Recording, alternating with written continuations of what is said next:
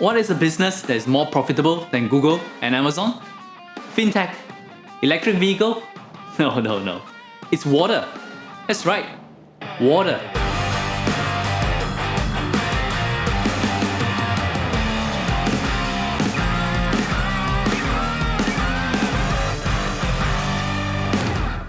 Hi guys, Stanley here. The richest man in China has always been held by a tech mogul over the past decade. But last year, there were a few moments when another billionaire overtook Jack Ma as the richest man in China. And that man is Zhong San. Yet, what is interesting is that he is not in the tech business or any disruptive industry.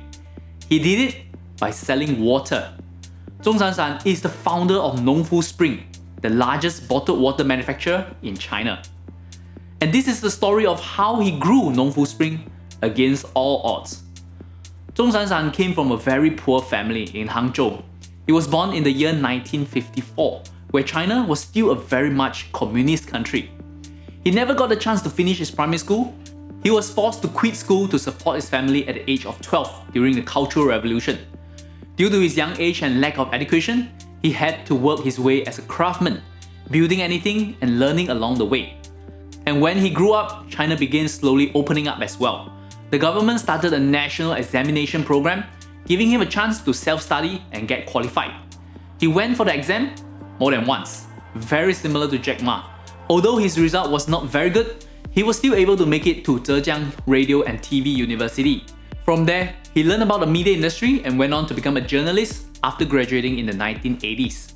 This was also the period where China was opening up and more people were entering the business world.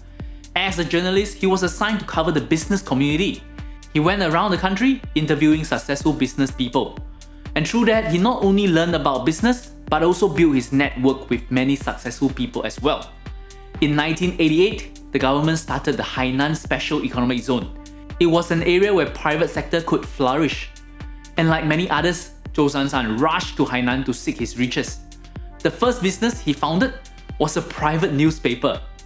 Unfortunately, he chosen the wrong industry.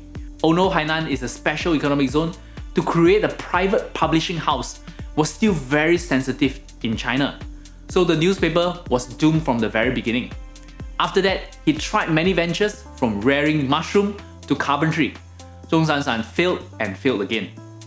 But during that same period, he did notice one company that was growing very fast.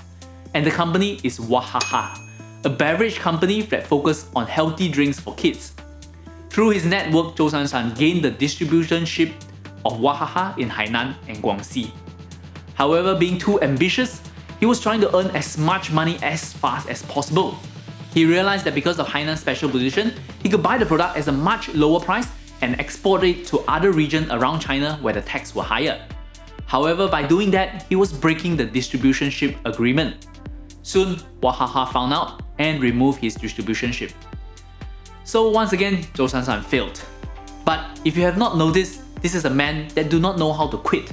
So once again, he decided to start a new venture, and this time, he was ready for success. He noticed a new trend happening in China. People were becoming more health conscious and there were more health products coming into the market. So he started his own brand of health product as well. His company was named Yangshentang.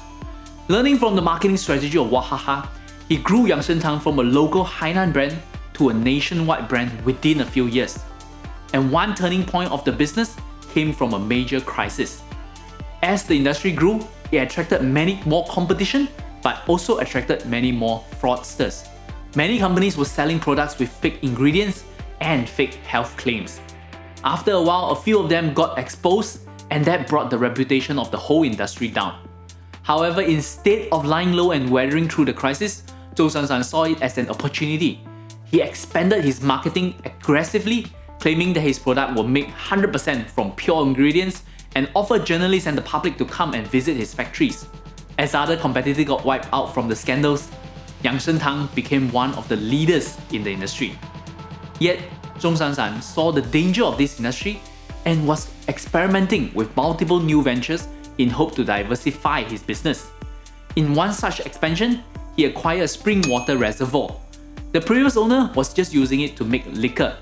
However, he saw it could be used for something where the demand is higher by bottling spring water. Thus, Nongfu Spring was born as a subsidiary of Yangsheng Tang. On hindsight, it was a brilliant move. The health product industry continued to face scandal after scandal, and the entire industry started shrinking.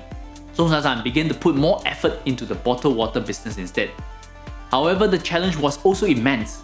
The industry was already dominated by 3 major water companies and thousands of smaller competitors. One of the largest in the industry was his old principal, Wahaha. The strategy Zhongshan decided to embark was bold.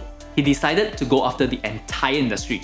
With his spring water source, he announced publicly that Nongfu Spring will stop all their tap water bottling plant and only focus on producing bottled spring water.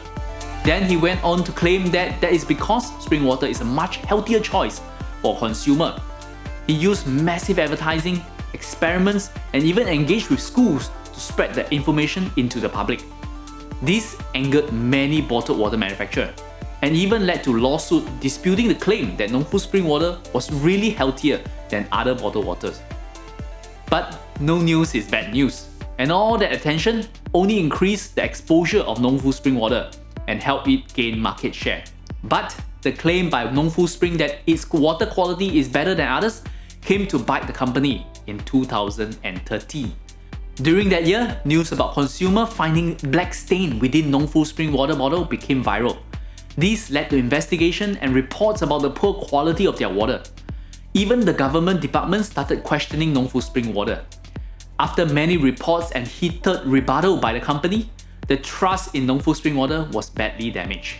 It took them many years to recover from 2013 to 2017. But once they started recovering, Nongfu Spring embarked on a new challenge: its road to IPO. From 2017 to 2019, the company managed to show amazing growth. Its revenue grew 70% a year to renminbi 24 billion by 2019. Its profit grew 21% a year to 4.95 billion renminbi during the same period. Its financial results brought a lot of attention to the company once again. For the first time, investors started realizing how profitable manufacturing bottled water really is. Nongfu Spring has a gross margin of 57% and a net profit margin of 21%. This means that a bottle that costs $2 only costs Nongfu Spring about 86 cents to produce. And most of that cost is in logistics and packaging. And the company is earning 42 cents net. More impressively, it does not take a lot of capital to make that profit. Its return on equity is close to 40%. In comparison, the net profit margin of Google is also around 22%, but its return on equity is only 19%. So Nongfu Spring Water is a business that is more profitable than Google. All that, plus its perfect timing to come into the market during the bull run of 2020, led its share price shoot up from its IPO price of $21.50 Hong Kong dollars per share to a high of 66 Hong Kong dollars per share back in January this year. And because Zhongshan is still firmly the majority shareholder of the company, for some moment, his wealth even surpassed those of Jack Ma and Pony Ma. However, there is still some questions surrounding this company. We now know that it is a simple business and a highly profitable one. But before the IPO, the company has no need for additional fundraising at all. Instead, from 2017 to before the IPO, the company dividend out close to 10 billion renminbi back to its shareholder. In comparison, the company only raised about 7 billion renminbi during the IPO. And from his personal shareholding in Nongfu Spring and his indirect stake through Yangsheng Tang, Zhongshan controlled more than 87% of Nongfu Spring before the IPO. So he has no real pressure from investors who needed an exit plan as well. Then why is there a need for Nongfu Spring to come out into the public market? Until today, I am still having trouble understanding the true reason behind this IPO. And that is why this is a company I am watching but has yet to invest in. What about you? Even with these unknowns, it is still a wonderful business with great margin and great prospect.